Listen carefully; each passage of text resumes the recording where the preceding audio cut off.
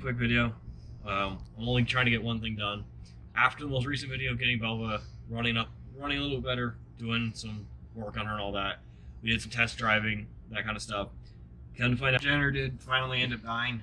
We're running a lot of amperage to this generator, running the electric fuel pump, electric fan, all that. It's not meant to handle that kind of amperage. It's meant to handle just, the normal operating system of a 56 Buick. We did all those tests. We polarized it. We tested voltage regulator. We tested turning it like an electric motor, trying to get the generator to spin on its own. None of that worked. Generator's dead.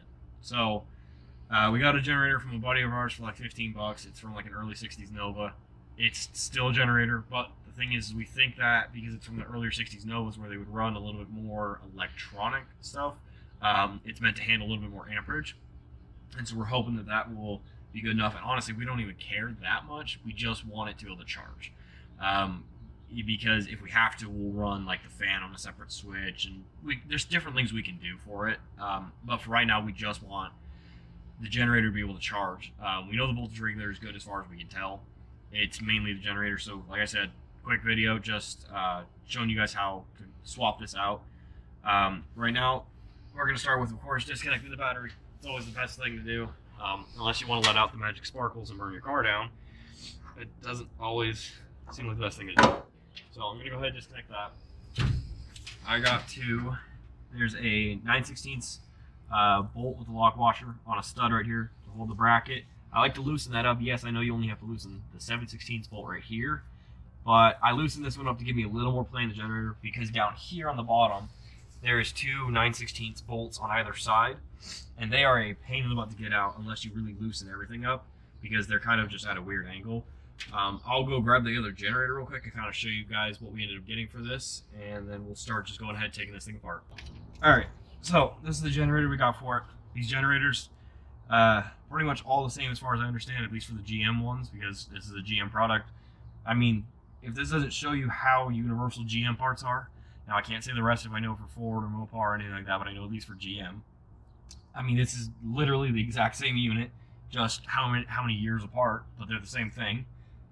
This one seems to feel quite a bit heavier than that one did, which I'm hoping is a good thing.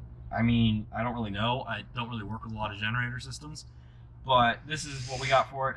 I'm hoping this one will be a little bit better, or at least a little bit better suited to running more amperage. I'm going to set this thing down over here.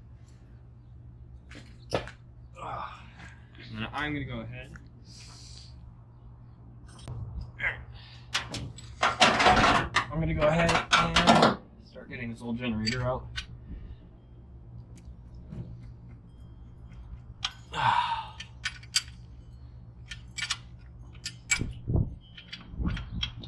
I have found it easier to loosen this bolt just at least a little bit. Give it a little bit of slack in the system. So it's better to just make life easier that way. Okay, got that. Let me get the wires off of this thing. I do not remember what size these little guys are. They are close enough to that size. Now you may be wondering why they're loose. It's because we were doing a bunch of testing on it. So these aren't like fully tightened down, because we've been having them on, off, testing different things. And yes, we did tighten them down fully, during testing. We weren't, just being that dumb. So I'm just using a socket right here just to get them off real quick, because they're not super, super tight. I left them loose because I knew we were going to have to replace them. Once we found out the generator was bad, I was like, I'm not going to tighten this thing all the way down. I just tightened these up enough to get the car to run, because that's the thing, is it charged barely enough to run. Like, it wasn't discharging, but it wasn't also charging. Like, I would take the positive cable off the battery and it would shut off immediately. So it wasn't charging enough to keep running, but the battery voltage wouldn't drop. So it was like just barely enough to keep it running. So your red wire is your field wire. Your yellow or white, I don't know, it's faded. I think it's yellow, but your yellow wire is your armature wire. And then you got your ground over here and your capacitor thing, or resistor or whatever. I don't know what this thing is. Again, I'm still learning about these older style charging systems. So I'm gonna get this all disconnected and connected to the new stuff. So you got to think this generator's put up with a long time's worth of work, and because of that, Not only did we tell it to keep working, we also added a bunch more things for it to do. So it's not exactly happy about that. Originally, we'd found out that one of the bolts had fallen out of the lower bracket on here, and we thought, oh, maybe it wasn't grounding well or wasn't turning, like the belt was slipping on it, because we found that out by whenever you rev it, this whole thing would twist, and because the lower bolts had fallen out, it allowed the the generator to move around. And with that, we had assumed maybe that was the issue, but sadly, no. The generator's just kaput. I have a hard time getting down in here with a socket, so I usually just use a wrench. But like I said, the stuff isn't exactly that tight anymore. And yes, if you can tell by the sound of my voice, I am still feeling completely under the weather right now. But just good enough to work on the car. This one's easy to somewhat get to most of the time with a ratchet. The back one's an absolute pain. I don't like doing it. Let's see. I usually don't try and get on this one with a ratchet. If I can help it. No, is that it? Yeah, that's it. Also, these nuts are coming off really easy because I put brand new bolts in the lower brackets, because once that one fell out, I just put new ones in there, a little bit larger size, so they were a little tighter, and then I ran new nuts, new lock washers, all that, so they tightened down as best as possible. And that did help a lot with how loose it was, but should be able to get that off of there. Yeah, she's a little stiff. And then work this, work these bolts out the bottom. These guys are a pain. There we go. Get that one out.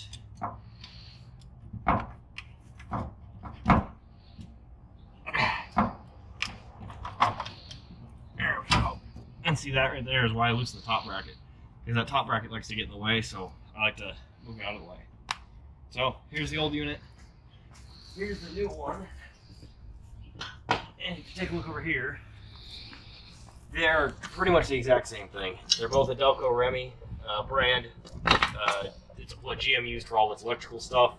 Still does, actually, if I'm not mistaken, or at least did. But if you look, they are the exact same. Same posts, same mounting spots. They're the same fins, a little bit different shape of the pulley, but still same style pulley, same size and everything. So should just bolt right in. I'm gonna actually take this old harness off of it real quick, and of course, use the harness that's still in the car. But I will bring you guys back in once I start working on getting in the car. So I got the harness off of the old generator. I tightened the studs down because they were a little bit loose, so I tightened them back down in the housing. I'm gonna go ahead and wiggle this thing back in there. See how much easier it is. This thing is a hefty girl, so it's always kind of a pain. Move this harness out of my way so I'm not fighting it. But these are the two bolts I was telling you guys about. There's one in the back, one in the front. This one's kind of a pain to get to, mainly because the manifold's right here. This is the one that actually wiggled its way back out, so this is the one that we had to replace. But like I said, I just put the two new ones in there. So usually what I do is I set it all the way up against the fender well, and this may seem like the weird way to do it, but I actually like to run it to where the bolt goes from the inside, and I don't know why. I mean, somebody could probably explain this to me why it works like this. Maybe it's because of the tension on it, but whenever I put them in from the inside like this, oh, that sucks. Well, I'm gonna have to go get another bolt for that, but whenever I put them in from the inside like that, whenever I'm putting the nut on, it almost seems to bind tight enough to where I don't have to hold the inner head of the bolt, and it just tightens down like that. It almost acts like a stud at that point, and I usually prefer to do it that way. Got myself another bolt here. Like I said, I put them in from the back here, and it's usually just a little bit of finagling. You can slide them straight through, and then yeah, see, those are gonna work good. And then of course you put a lock washer on, and then your nut. I just run it down to finger tight first, because of course you're gonna have to retighten these once you get the generator clocked correctly on here. Just rotate this guy up all the way that way as far as I can. Get the... Try not to drop the generator. It'll be fine. Get the belt aligned. Roll this guy up this way. Put the belt on so then the belt will hold it up. I roll that down. And then figure out where I put this. Got your little bolt right here that locates it for the adjustment right here. Get that pretty well tightened down. About finger tight. And then what I usually do is like I grab a wrench or something and I'll stick it in here and I'll wedge it down in there. Let's see, actually I might need the wrench I need to use. Hold on. Yeah, that's the wrench. So I'll use this wrench. You stick it in here, just somewhere against the exhaust, and I leverage it against it to where it is aligned and to where the belt is nice and tight to where I like it. And I hold it there, and that's how I set my adjustment on it. Thankfully on these old cars, you don't really need to have the belt like super, like incredibly like piano string tight. And just like that, I'll probably tighten that down a little bit more if I find it a little loose, but I think that'll be okay. Besides, this belt's really old, and I don't know the last time it was replaced, and I really don't want to put extra tension on it more than necessary. So, got that on there. I will go ahead and tighten down the lower bolts that I showed you guys.